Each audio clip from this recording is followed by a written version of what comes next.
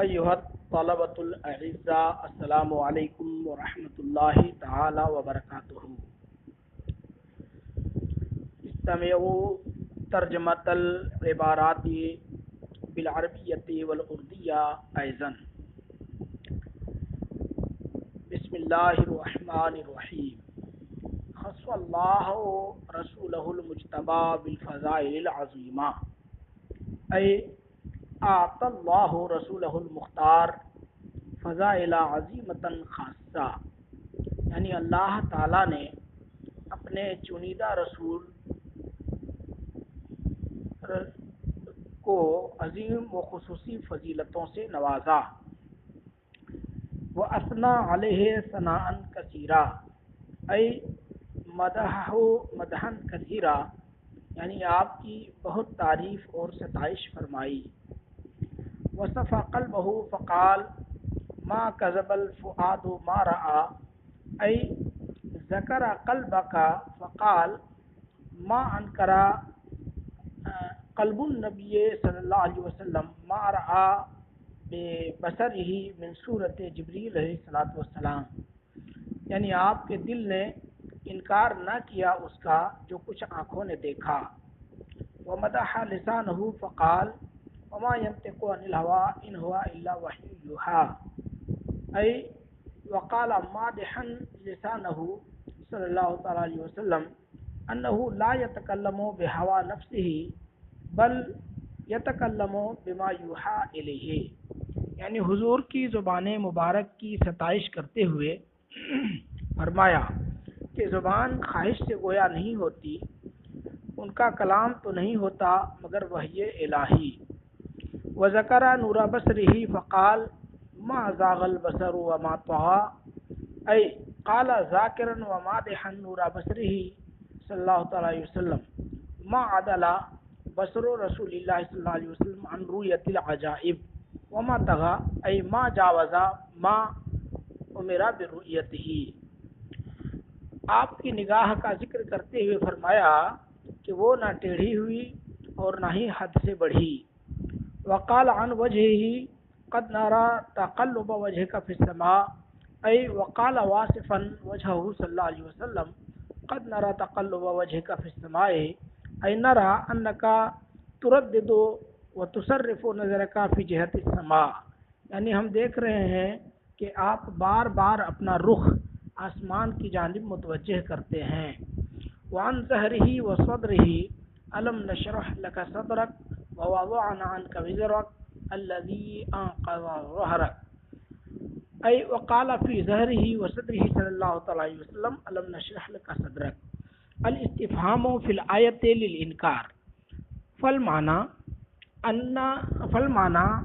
ان شرحنا لك صدرك وكشفناه لك ووضعنا عنك وزرك، اے اسقطنا وحططنا عن ظہرك اثقالا واحمالا، اور حضور کے سینے اور پشت سے متعلق فرمایا کیا ہم نے آپ کا سینہ کشادہ نہ فرمایا، اور کیا ہم نے آپ سے آپ کا بوجھ نہ اتارا جس نے آپ کی پشت کو توڑ دی تھی۔ اختصہ برحمتہ، اے جعل رحمتہ للنبی صلی اللہ علیہ وسلم خاصۃ، یعنی آپ کو اپنی خاص رحمت سے نوازا۔ واصطفاہ من بین الرسل الکرام والانبیاء العظام والملائکۃ المقربین، اے واختارہ من بین المقربین من الرسل الکرام والانبیاء العظام والملائکۃ المقربین، یعنی انبیاء کرام، رسولان اعظام اور ملائکہ مقربین میں سے خصوصاً آپ کو چنا۔ وجعلہ سر الحیات وروح الوجود وخلاصۃ الطہور وزبدۃ الاکوان، اے جعلہ صلی اللہ علیہ وسلم اصل الحیات وروح الکائنات وحاصل الدہور وخلاصۃ الکائنات، یعنی اللہ تعالیٰ نے حضور صلی اللہ تعالیٰ علیہ وسلم کو زندگی کی اصل، کائنات کی جان اور خلاصہ زمانہ اور حاصل عالم بنایا۔ وَلِأَنَّهُ أَوَّلُ نُورٍ مِّن نُورِ اللَّهِ إِذْ هُوَ نُورٌ أَوَّلُ وَأَسْبَقُ مِنَ اللَّهِ تعالی، یعنی اس لیے کہ حضور صلی اللہ تعالیٰ علیہ وسلم سب سے اول اور سابق نور ہیں۔ ولولاہ لما خلقت الافلاق والارضون، ای لولا النبی صلی اللہ علیہ وسلم، ای لولم یکن النبی صلی اللہ علیہ وسلم لم یخلق اللہ الافلاق والارضین، یعنی اگر حضور نہیں ہوتے تو اللہ تعالی آسمانوں اور زمینوں کو پیدا نہیں فرماتا۔ لیس بمقدور الاقلام ان تصفہ، ای یستحیل بیان وصفہ صلی اللہ علیہ وسلم بالقلم، یعنی حضور صلی اللہ تعالی علیہ وسلم کے اوصاف کا حصر و احاطہ کرنا قلم کی قدرت سے باہر ہے۔ ولا يمكن اللسان ان يحوي فضائله وخصائصه، ای یمتنع استیعاب فضائله مزایاہ صلی اللہ تعالی علیہ وسلم باللسان، یعنی زبان کے لیے حضور کے فضائل اور خصوصیات کو شمار کرنا ممکن نہیں۔ وَكَفَى بِاللَّهِ وَاصِفًا لِنَبِيِّهِ، ای اللہ کافٍ لتوصیفہ، یعنی حضور کی تعریف و توصیف کے لیے اللہ تعالیٰ ہی کافی ہے۔ انہ قد وصفہ فی کتابہ الکریم، بے شک اللہ تعالیٰ نے قد وصفہ فی کتابہ الکریم فاحسن واجاد واتم واکمل، ای ان اللہ تعالی قد وصف مدحہ صلی اللہ تعالی علیہ وسلم فی القرآن العظیم فوصف وصفا جمیلا ومدحا جیدا وتعریفا تاما وتوصیفا کاملا، یعنی اللہ تعالیٰ نے قرآن پاک میں آپ کی بڑی عمدہ، بہتر اور کامل و مکمل تعریف و توصیف فرمائی ہے۔ ومن یصف مثل خبیر،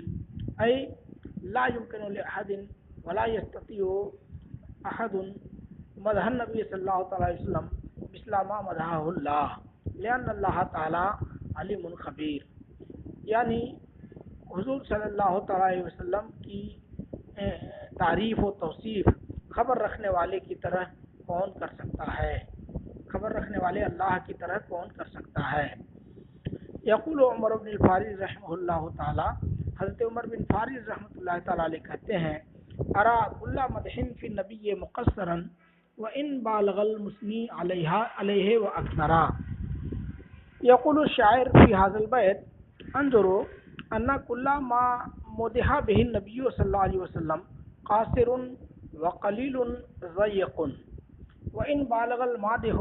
فی مدحہ وشدد فیہ، ای وان کسر ووفر مدحہ ووصفہ، یعنی حضور صلی اللہ تعالی علیہ وسلم کی شان میں کہی گئی ہر مدح اور نعت کو میں قاصر و کوتاہ اور تنگ دیکھتا ہوں، اگرچہ ثنا خاں اس پر کتنا ہی مبالغہ کرے اور کتنا ہی اضافہ کرے۔ اذ اللہ اسنا بالذی ہوا اہلہ علیہ فما مقدار ما تمدحہ الورا، ای مدح اللہ تعالی نبیہ صلی اللہ علیہ وسلم بما ہوا جدیر و مستحق بہ، فبعد مدح اللہ تعالی ایاہ لا یمکن لأحد ان یمدحہ صلی اللہ تعالی علیہ وسلم مثل ما مدحہ اللہ تعالی، یعنی جب اللہ تعالیٰ نے حضور صلی اللہ تعالی علیہ وسلم کی ان کی شایان شان مدح فرما دی تو اب مخلوق کی تعریف و توصیف کچھ بھی نہیں۔ ولم یزل یمدحہ الانبیاء والمرسلون والعلماء الاولون فی منصورہم ومنظومہم علی کر الایام ومر الدہور، ای استمر فی مدح النبی صلی اللہ علیہ وسلم الانبیاء والرسول والعلماء فی نثرہم ونظمہم فی کل زمان و فی کل دہر، یعنی حضور صلی اللہ تعالی علیہ وسلم کی تعریف و توصیف اور نعت خوانی انبیاء و مرسلین اور اگلے علماء اپنے نثر و نظم میں ہر زمانے میں کرتے آئے ہیں۔ وبعد ان بعثہ اللہ فی هذا العالم اخذ اصحابہ یتسابقون فی مدحہ و وصفہ، ای بعد ارسال اللہ نبیہ وبعد ما اعلن النبی صلی اللہ علیہ وسلم بالنبوۃ جعل صحابتہ صلی اللہ علیہ وسلم یسابق ویفاضل بعضهم علی بعض فی مدحہ ووصفہ صلی اللہ علیہ وسلم، یعنی اس دنیا میں حضور کی بعثت کے بعد آپ کے صحابہ آپ کی تعریف و توصیف میں ایک دوسرے سے مقابلہ کرنے لگے۔ وجعلوا مدحه حدیث النادی ولذت الروح ومتعۃ الایمان، ای جعل مدح النبی صلی اللہ علیہ وسلم ای جعلوا مدح النبی صلی اللہ علیہ وسلم موضوع المجلس ولطافت النفس والروح ومتاع الایمان وحفظہ، یعنی آپ کی نعت خوانی کو صحابہ کرام نے اپنی مجلس کا موضوع بنا لیا تھا اور اسی کو زندگی کا لطف اور ایمان کی پونجی سمجھا۔ احرزا قصب السبق و تفردا فی حاضر المزمار ثلاثۃ شعراء من اصحابہ، ای ممن حصل علی السبقۃ وفاز بالمرتبۃ الاولی من الصحابۃ ثلاثۃ، یعنی اس نعت خوانی کے میدان میں مسابقے میں ان میں سے 3 نے سبقت و انفرادیت حاصل کی، وہم کعب بن مالک و عبداللہ بن رواحہ و حسان بن ثابت رضی اللہ عنہم اجمعین، اور وہ 3 حضرت کعب بن مالک، عبداللہ بن رواحہ اور حسان بن ثابت رضی اللہ تعالی عنہم اجمعین ہیں۔ انہم ما زالوا یمدحونہ علیہ السلام ویصفونہ ویذبون عنہ ویدفعون عن دینہ، وہ حضور صلی اللہ تعالی علیہ وسلم کی تعریف و توصیف اور ان کی حمایت اور ان کے دین کا دفاع کرتے رہے، وَيَهْجُونَ الْكُفَّارَ وَالْمُشْرِكِينَ، اور کفار و مشرکین کی ہجو اور ان کے عیوب بیان کرتے رہے، وَيَسْلِبُونَهُمْ طِيلَةَ حَيَاتِهِمْ، اور زندگی بھر ان کی ملامت کرتے رہے، وَهَؤُلَاءِ الثَّلَاثَةُ هُمْ فِي طَرِيقَةِ الشُّعَرَاءِ الْمَادِحِينَ، اور یہ تینوں حضرات نعت خواں شعراء کی صف اول میں ہیں۔ قال رسول اللہ صلی اللہ تعالی علیہ وسلم یدعو لحسان بن ثابت، اے دعا رسول اللہ صلی اللہ تعالی علیہ وسلم لحسان بن ثابت قائلا، یعنی حضور صلی اللہ تعالی علیہ وسلم نے حضرت حسان بن ثابت کے لیے دعا کرتے ہوئے فرمایا، اللہم ایدہ بروح القدس، اے اللہم آت حسان قوتا بے جبریل علیہ السلام، فرویا ان جبریل علیہ السلام ایدہ بسبعین بیتن، تو روایت میں ہے کہ حضرت جبریل علیہ السلام نے 70 اشعار سے ان کی تائید فرمائی۔ وَكَانَ يَنْصِبُ لَهُ مِنْبَرًا فِي مَسْجِدِهِ فَيَقُومُ عَلَيْهِ مُنْشِدًا وَيُفَاخِرُ عَنْهُ، وَكَانَ يَنْصِبُ لَهُ، حضور صلی اللہ تعالی علیہ وسلم حضرت حسان کے لیے ممبر نصب کرواتے اپنی مسجد میں، فَيَقُومُ عَلَيْهِ مُنْشِدًا، حضرت حسان اس پر کھڑے ہو کر نعت پڑھتے، وَيُفَاخِرُ عَنْهُ، اور فخر محسوس کرتے، فَكَانَ وَجْهُهُ يَتَحَلَّلُ فَرْحًا، تو حضور کا چہرہ خوشی سے چمک اٹھتا، وَيَبْتَهِجُ أَصْحَابُهُ طَرْبًا، اور آپ کے صحابہ خوشی سے جھوم اٹھتے۔ وَعَنْ كَعْبِ بن مالک قال قال رسول اللہ صلی اللہ علیہ وسلم، اور کعب بن مالک سے روایت ہے کہ رسول اللہ صلی اللہ تعالی علیہ وسلم نے ہم سے فرمایا، اُحْجُ الْمُشْرِكِينَ بِالشِّعْرِ، اے ردو معائب الکفار والمشرکین بالشعر، یعنی شعر و شاعری کے ذریعے کفار و مشرکین کے عیوب بیان کرو۔ وعن عروہ، اور عروہ سے روایت ہے، لما نزلت والشعراء یتبعهم الغاوون، جب والشعراء یتبعهم الغاوون آیت نازل ہوئی، قال عبداللہ بن رواحہ، تو عبداللہ بن رواحہ نے کہا، قد علم اللہ انی منہم، اللہ جانتا ہے کہ میں شعراء میں سے ہوں، وانزل اللہ، تو اللہ تعالیٰ نے یہ آیت اتاری، الا الذین آمنوا وعملوا الصالحات، کہ شعراء پیروی تو کرتے ہیں گمراہ لوگوں کی، لیکن سوائے ان لوگوں کے، ان شعراء کے جو ایمان لائے اور نیک عمل کیے۔